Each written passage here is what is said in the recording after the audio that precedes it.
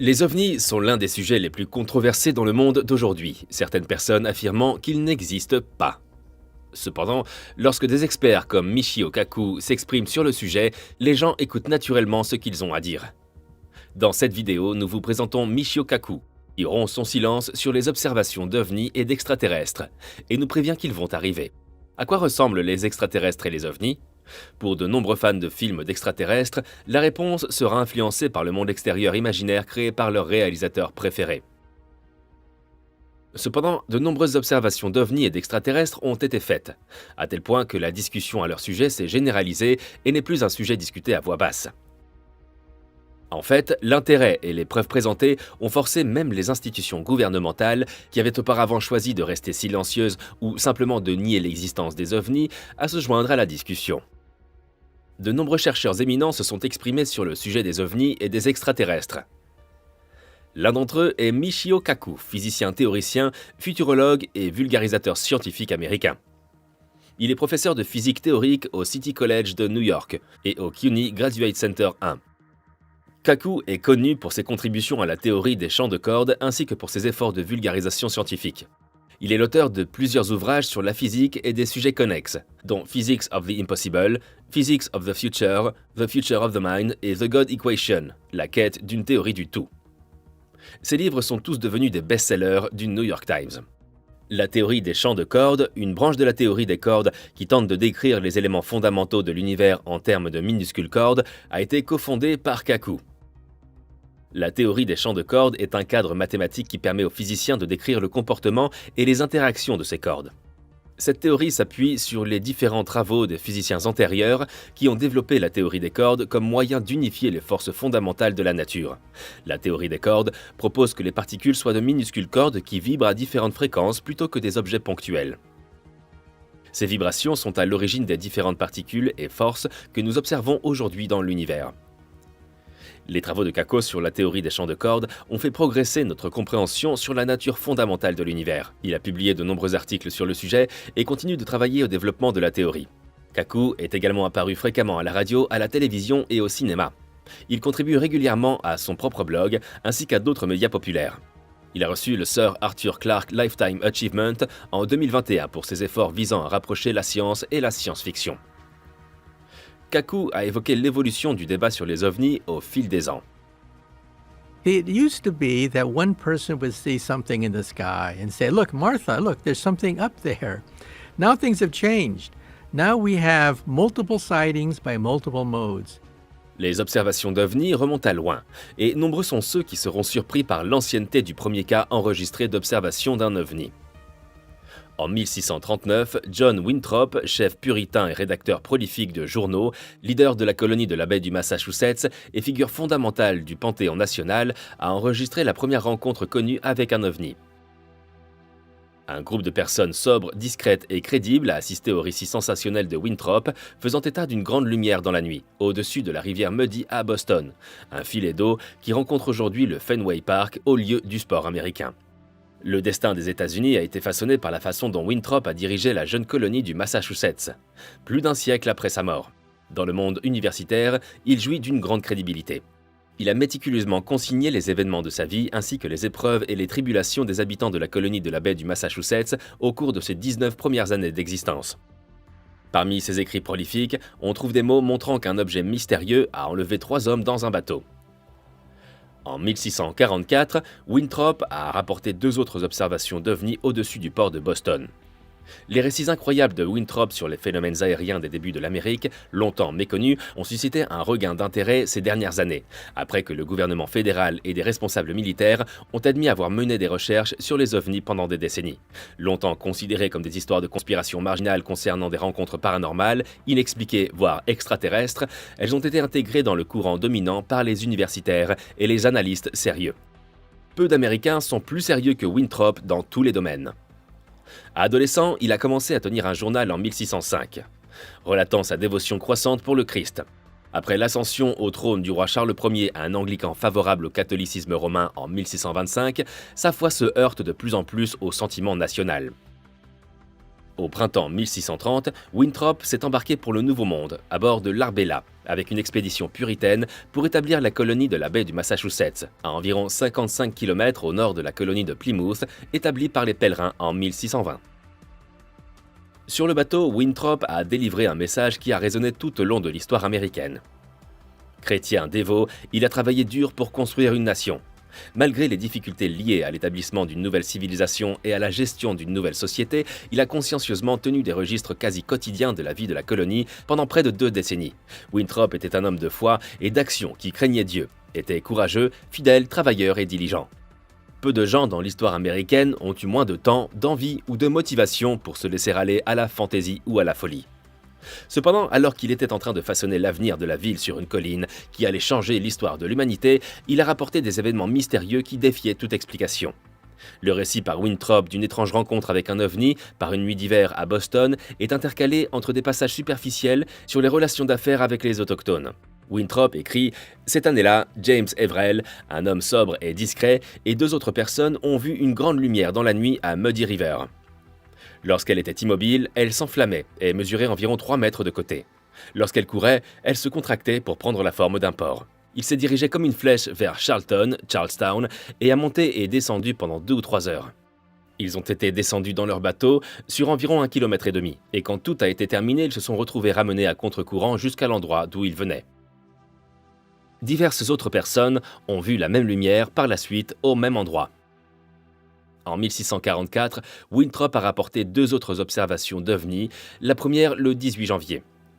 Au sujet de celle-ci, il écrit « Vers minuit, 3 hommes qui se rendaient à Boston à bord d'un bateau ont vu 2 lumières émerger de l'eau près de la pointe nord de l'anse de la ville, sous la forme d'un homme, et ont parcouru une courte distance jusqu'à la ville, puis jusqu'à la pointe sud où elles ont disparu. » Une semaine plus tard, il fait une nouvelle rencontre surnaturelle.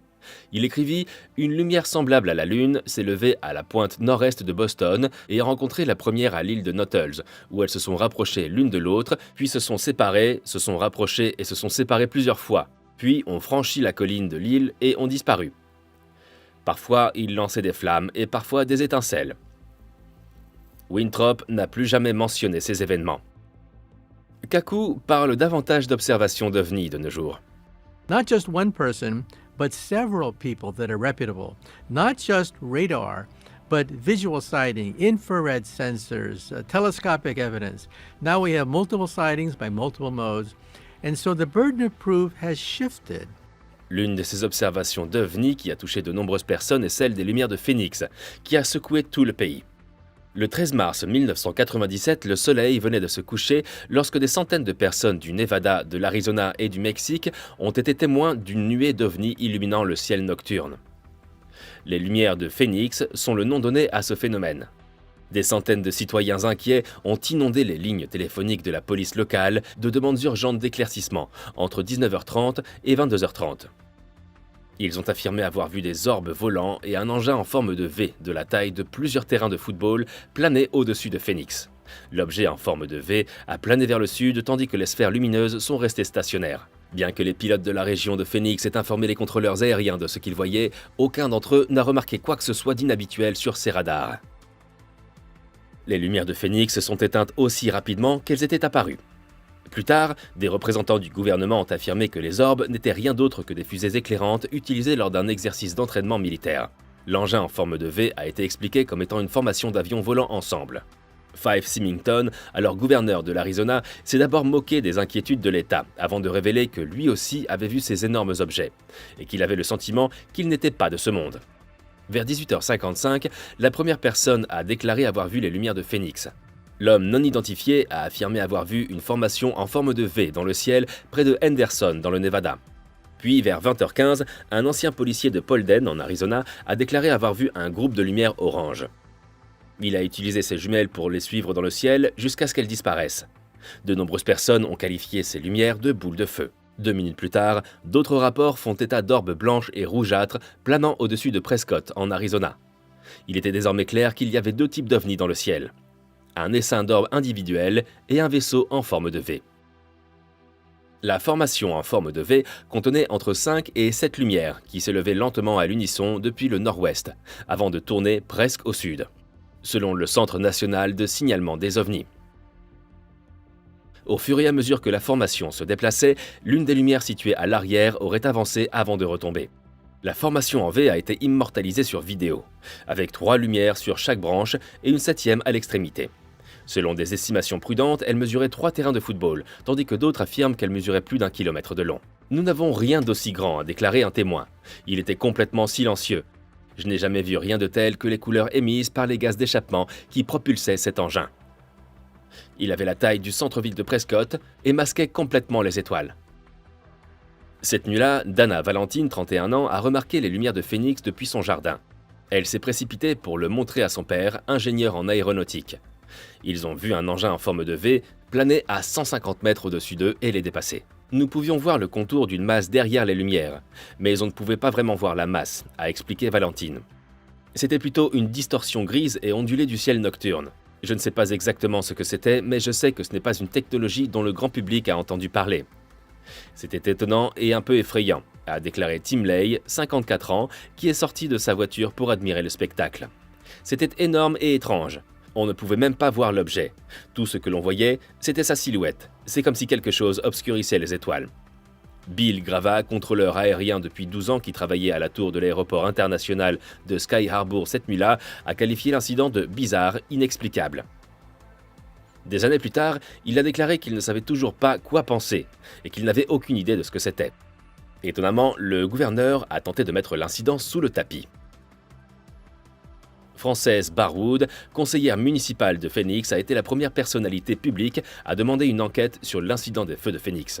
Le gouvernement local a demandé à l'armée de l'air d'enquêter, mais celle-ci a répondu qu'elle ne pouvait pas le faire parce que le projet Blue Book, un service d'enquête sur les ovnis créé après le crash de Roswell en 1947, avait été arrêté en 1969.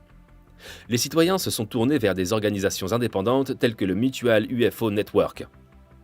Mais la demande du public pour une explication officielle n'a jamais disparu. Le gouverneur Symington a d'abord prétendu qu'il n'était pas au courant de l'incident, mais il a finalement programmé une conférence de presse pour le 19 juin 1997 afin d'en parler. Au grand soulagement des journalistes et aux grandes dames des témoins, Symington a affirmé que le gouvernement avait appréhendé un extraterrestre et a fait monter sur scène son chef de cabinet costumé et menotté, Jay Haler. La mise en scène a été accueillie par des applaudissements et des rires et l'ensemble de l'incident était considéré comme une bizarrerie inoffensive. Cependant, en 2007, Symington lui-même a révélé dans de nombreuses interviews qu'il croyait lui aussi que les ovnis étaient réels et surprenants. Il a justifié sa conférence de presse dédaigneuse en disant qu'il espérait calmer ses électeurs qui étaient au bord de l'hystérie. Pendant 10 ans, il a discrètement exprimé les préoccupations de ceux qu'il considérait comme des théoriciens du complot. Il a déclaré « Je suis pilote et je connais à peu près toutes les machines qui volent. C'était plus gros que tout ce que j'avais vu auparavant. C'est toujours un grand mystère. D'autres personnes, des gens responsables, l'ont vu. Je ne vois pas très bien pourquoi les gens se moquent. C'était énorme et j'avais l'impression d'être dans un autre monde. Bien que l'on ait tenté d'étouffer l'événement, il a tout de même permis de réaliser quelque chose. Les lumières de Phoenix en 1997 ont changé d'innombrables vies pour toujours. Par exemple, Bill Greiner, un chauffeur de camion de ciment de 51 ans, les a remarqués. « Je ne serai plus jamais le même », a-t-il reconnu. Avant cela, si quelqu'un me disait qu'il avait vu un ovni, je répondais « Oui, et je crois à la petite souris ». Maintenant, j'ai une perspective complètement différente. Je ne suis peut-être qu'un stupide chauffeur de camion, mais j'ai remarqué quelque chose qui n'a rien à faire ici. Une autre observation d'ovni qui a secoué toute une ville est celle de Berkshire, dans le Massachusetts. Lorsque de nombreux habitants du comté de Berkshire dans le Massachusetts ont déclaré avoir vu un ovni, les autorités n'ont pas trouvé d'explication. Il ne s'agissait pas d'une observation isolée due à un manque de sommeil que l'on pouvait ignorer. Il semblait que quelque chose d'étrange s'était produit. Les habitants du Berkshire ont remarqué des lumières au-dessus de Sheffield le soir en question. De nombreux témoins ont affirmé que les lumières étaient attachées à un engin non identifié en forme de disque qui manœuvrait de manière inhabituelle. Certains témoins ont affirmé avoir perdu la notion du temps en regardant l'objet avec stupéfaction. À l'époque, Thomas Reed avait 9 ans. Cette nuit-là, alors qu'ils sont en voiture avec sa mère, son frère et sa grand-mère, les membres de la famille remarquent une nuée d'orbes lumineuses qui s'échappent des arbres situés sur le bord de la route. Thomas Reed affirme que quelque chose d'extraordinaire s'est produit alors que sa famille approchait du pont de Sheffield sur le chemin du retour. Il s'est arrêté sur le côté droit de la route, se souvient-il. Tout est devenu très calme. Nous avions l'impression d'être dans l'œil d'un ouragan. La pression barométrique a changé. C'était comme s'il n'y avait pas de bruit. Puis il y a eu une explosion de grillons et de grenouilles. qui sont devenus extrêmement bruyants. Et ça s'est arrêté là. La famille se retrouve alors dans la voiture, cependant ils ont mystérieusement perdu 2 heures de mémoire. Plus étrange encore, la mère et la grand-mère de Reed avaient changé de siège. Reed a maintenu son récit. Il a déclaré que la famille avait progressivement retrouvé certains souvenirs de l'incident, notamment le fait de se trouver dans une installation semblable à un hangar avec d'autres personnes. Nous avons rencontré quelque chose. Ce n'était manifestement pas de ce monde. Le hangar dans lequel nous nous trouvions était énorme. Il avait la taille d'un terrain de football. Le couloir que nous avions vu était circulaire, avec une configuration en Y, presque pour contrôler la circulation. Cette pièce avait un mur arrondi en arc de cercle. Il convient de noter que Reed fait partie des dizaines de personnes qui ont déclaré avoir vu un ovni dans la région de Sheffield cette nuit-là. Certains adultes ont signalé l'observation à une station de radio locale, tandis que d'autres étaient des enfants qui ont commencé à dessiner des ovnis en classe. D'après ce qu'ils ont vu, il devait y avoir 20 ou 30 croquis réalisés par les enfants de notre classe de CM1, a déclaré Reed. Ils ont été accrochés sous le tableau de la classe de l'école de Sheffield Center. Aujourd'hui, plusieurs de ces dessins sont exposés au musée de Roswell. Les gens ne sont pas conscients de l'importance de ce phénomène. Par conséquent, nous n'étions pas les seuls concernés. Kaku parle d'un projet unique qui a eu un impact considérable sur les observations d'OVNI et sur la manière dont elles ont été traitées officiellement pendant de nombreuses années. 50 years ago, there was a congressional hearing, and it was coming out of Project Blue Book. And there was a lot of laughter and a lot of jokes about little green men in outer space. 50 years ago, that's the way it was. Now, things have changed. Le projet Blue Book dont parle Kaku est le nom de code de l'étude systématique des objets volants non identifiés menée par l'armée de l'air des États-Unis, de mars 1952 à décembre 1969.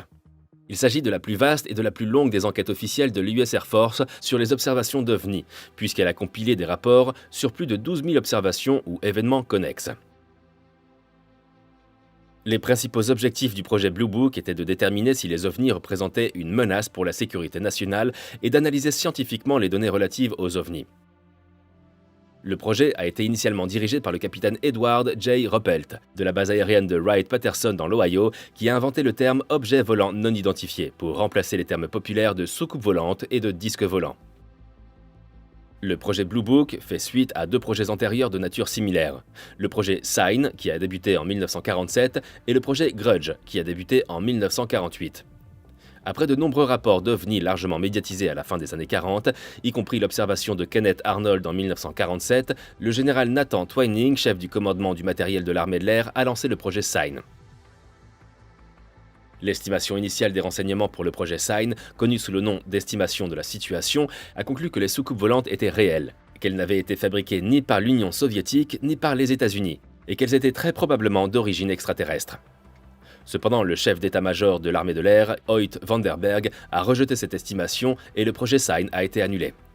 Le projet Grudge est un projet de courte durée qui a adopté une approche sceptique et dédaigneuse de la recherche sur les ovnis. En 1949, il a publié un rapport final affirmant que les ovnis ne constituaient pas une menace pour la sécurité nationale et qu'il n'existait aucune preuve d'une technologie avancée ou d'une origine extraterrestre. Selon le rapport, la majorité des observations d'ovnis peuvent être attribuées à l'hystérie collective, à des hallucinations, à des canulars ou à des erreurs d'identification de phénomènes naturels ou d'aéronefs conventionnels. Le projet Blue Book a été créé en 1952 en réponse à une nouvelle vague d'observations d'OVNI qui s'est produite entre 1951 et 1952. En particulier, les observations largement médiatisées à Washington DC en juillet 1952. Le projet Blue Book a adopté une approche plus ouverte et plus scientifique que ses prédécesseurs, et Ruppelt a mis en œuvre un certain nombre de changements afin d'améliorer la qualité et la crédibilité des enquêtes. Il a embauché davantage de personnel, établi des formulaires de rapports formels, créé un système de classification des cas et demandé conseil à des experts en astronomie, en météorologie, en physique et en psychologie. Au cours de ces 17 années d'existence, le projet Blue Book a examiné des milliers de rapports d'OVNI et les a classés comme identifiés, expliqués par des phénomènes naturels ou des avions conventionnels. Non identifiés, faute d'informations suffisantes pour donner une explication définitive ou données insuffisantes, c'est-à-dire des cas mal rapportés ou non documentés. Même après une enquête approfondie, 701 des 12 618 cas recueillis par le projet Blue Book sont restés non identifiés.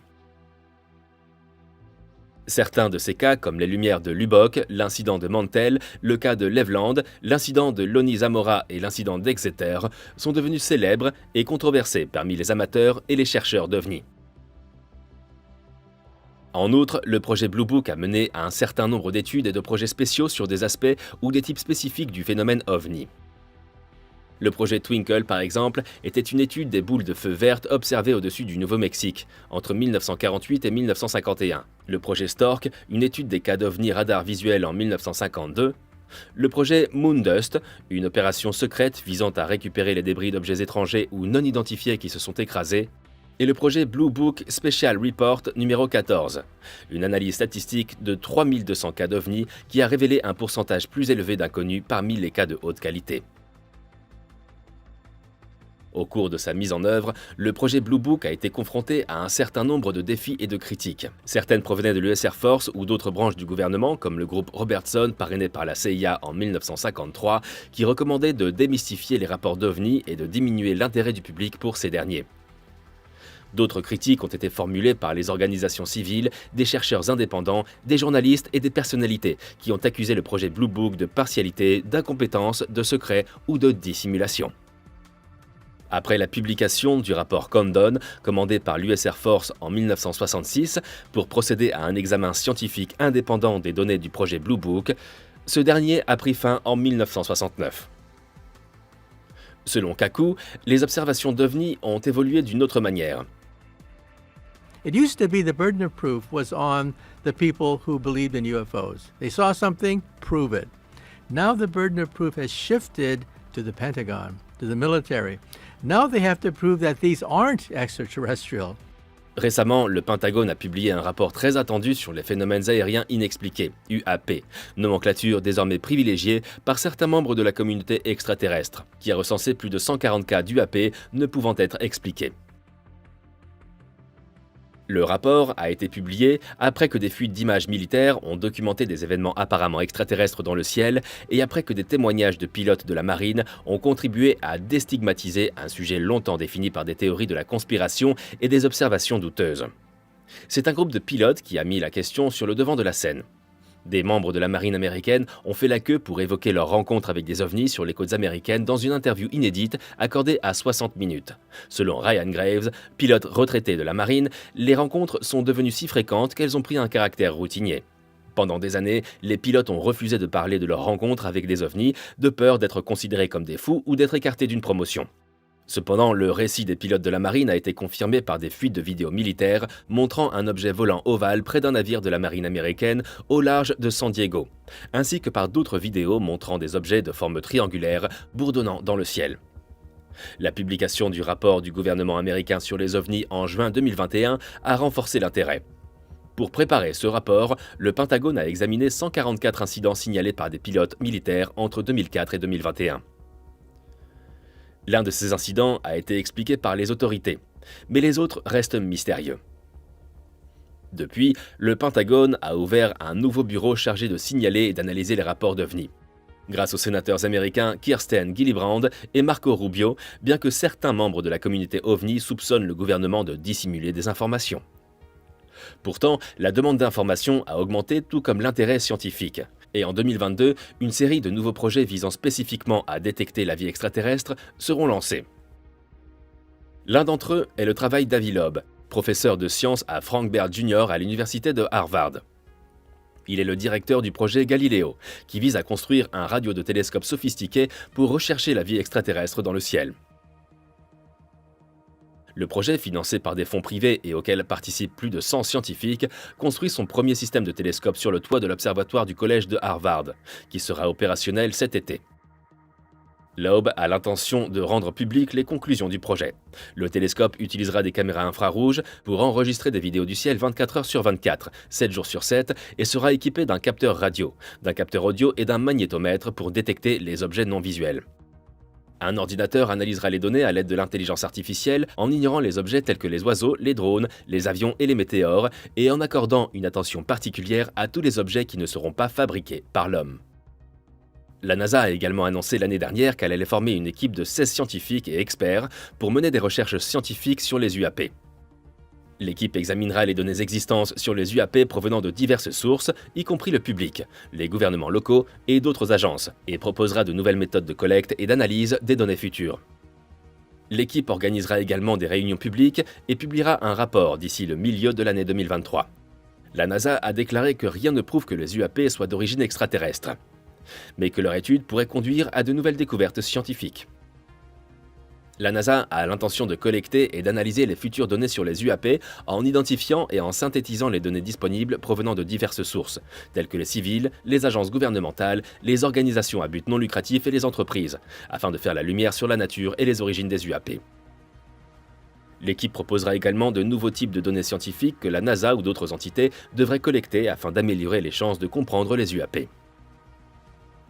En outre, la NASA étudiera les techniques d'analyse scientifique actuellement en cours de production ou de développement qui pourraient être utilisées pour évaluer la nature et l'origine des UAP.